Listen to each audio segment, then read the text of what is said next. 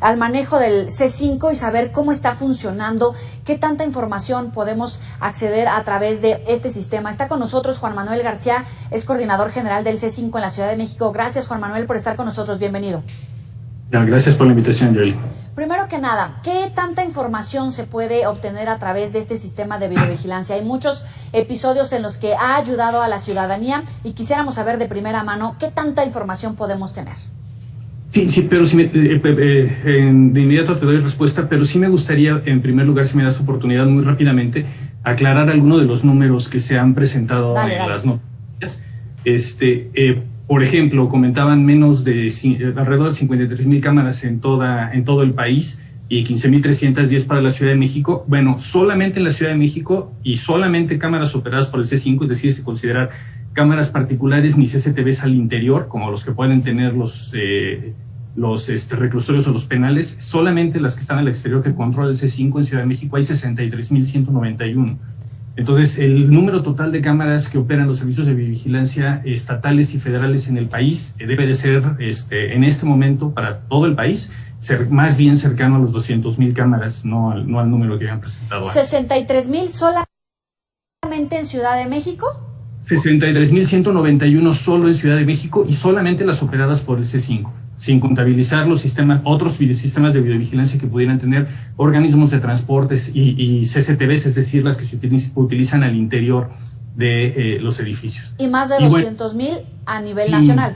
A nivel nacional es el número por el que debe de estar ahí. Y de hecho, da oportunidad para que tu equipo de investigación e incluso algún estudiante acuicioso cheque ese tema porque es una pregunta que sí es una zona gris. En realidad debería de ser como pasa con otros países que ya comentaron, debería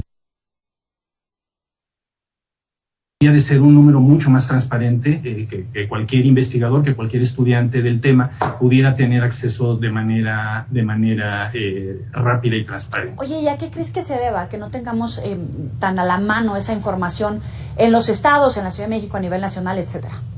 Yo creo que pasan dos cosas. Número uno, debe de haber los organismos de seguridad pública de los estados deben de ser mucho más proactivos en cuanto a sus iniciativas de transparencia. Y solamente estar publicando estos números, no solamente tener claros, sino tenerlos publicados de una manera que sean rápidamente accesibles para los usuarios.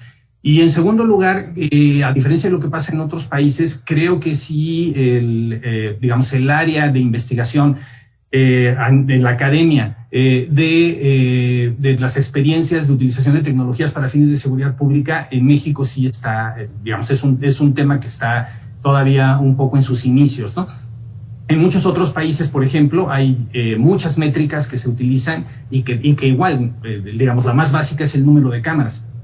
Pero hay muchas otras que en el reportaje se anticipa, que en el reportaje se comentaban, que deberían también de estar claramente identificadas y además separadas por estado, incluso por municipio. Como por ejemplo lo comentaban, el número de carpetas de investigación en las cuales se incluye como prueba video, tanto de particulares como de sistemas de videovigilancia urbana. Ese número, por ejemplo, en el país no está publicado y sería una excelente pregunta de investigación para algún estudiante de criminalística, el derecho, etcétera, que pudiera estar interesado en estos temas. Pero bueno, ya pasando a la respuesta de tu pregunta, también ya lo adelantaban, de hecho lo adelantaban al inicio y me da mucho gusto que lo hayan comentado tal como lo hiciste tú, porque no necesariamente la gente lo tiene claro.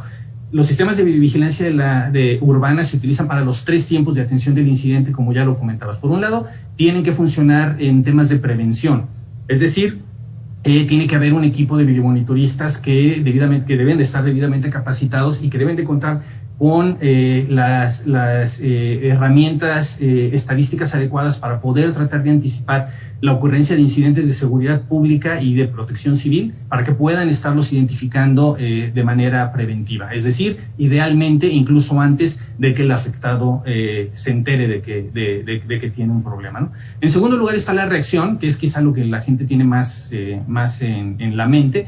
Cuando está ocurriendo un incidente, marcan el 911 o utilizan el botón de auxilio, en el caso de la Ciudad de México, que los postes tienen botón de auxilio, y a partir de ese momento se desencadena la atención de incidente en los centros de comando regionales, los C2 o en el C5 en la Ciudad de México. Y el tercer lugar, que cada vez es más común y que también lo comentaron tanto en tu introducción como una de las problemáticas que efectivamente existe, es en la utilización de las grabaciones para fines forenses, es decir, como medio de prueba. Una vez que ocurre un incidente en el que desafortunadamente se ve involucrada una persona que considera que la información que está guardada en la cámara puede ser útil para dilucidar una responsabilidad o para identificar presuntos responsables, entonces a través de autoridades jurisdiccionales el particular que se vio afectado puede solicitar que esos videos sean integrados a la carpeta de investigación que se haya generado. Es muy importante recalcar, señalar que debido a las restricciones legales que tenemos con la ley que regula el uso de la tecnología para fines de seguridad pública en la Ciudad de México, los videos no pueden ser entregados directamente al particular, siempre tiene que mediar una autoridad jurisdiccional, el 90% de las veces es un ministerio público, pero, y eso también aprovecho para que sí, tu auditor claro, no necesariamente tiene que ser así. A veces también puede ocurrir a través de organismos defensores de derechos humanos, por ejemplo, citaduras de comisiones locales de derechos humanos o de la federal, pueden hacer la solicitud y de hecho el involucrado en esos casos sí puede venir al C5 y directamente acompañado con un operador debidamente calificado, pueden hacer la revisión de las cámaras que consideren son adecuadas o son susceptibles de contener información adecuada para la identificación de la persona, que normalmente los utilizamos en esos casos para eso, para rastreo de personas desaparecidas o ausentes.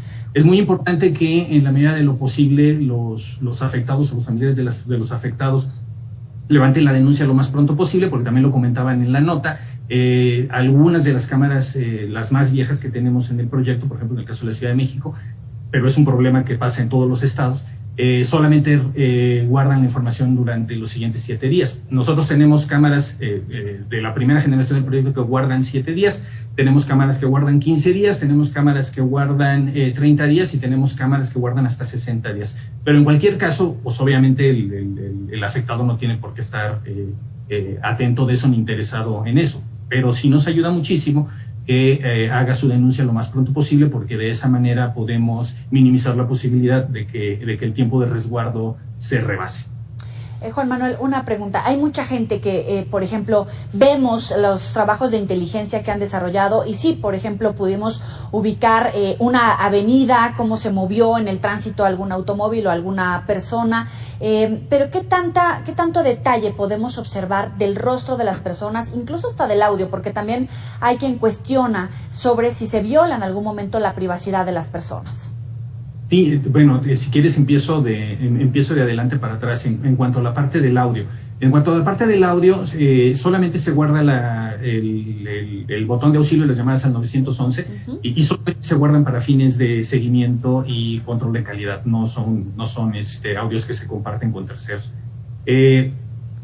Todos los sistemas de videovigilancia, por definición, de videovigilancia urbana, quiero decir, por definición, son lo que en la normativa de la Ciudad de México se llaman sistemas de datos personales. Obviamente se guarda información que cae dentro de los supuestos de datos personales. Entonces, para ello se tienen que cubrir cierto tipo de requerimientos. Cada uno de los sistemas que guardan esta información tienen que estar registrados y tienen que estar indicados cuáles son los datos personales que se tienen, que sabemos se guardan. Y esa información es susceptible de ser auditada por los órganos que regulan el uso de los datos personales. Entonces, en ese sentido están cubiertos y justamente, en parte, el que solamente autoridades jurisdiccionales lo puedan solicitar es una manera de garantizar que no puedan ser utilizados para otro. Pero no es totalmente infalible, ¿no? Sí, en el tema, digamos, de decir que es completamente infalible tampoco se puede decir que sea en todos los casos. Lo buscamos y se tienen que seguir los protocolos para evitarlo.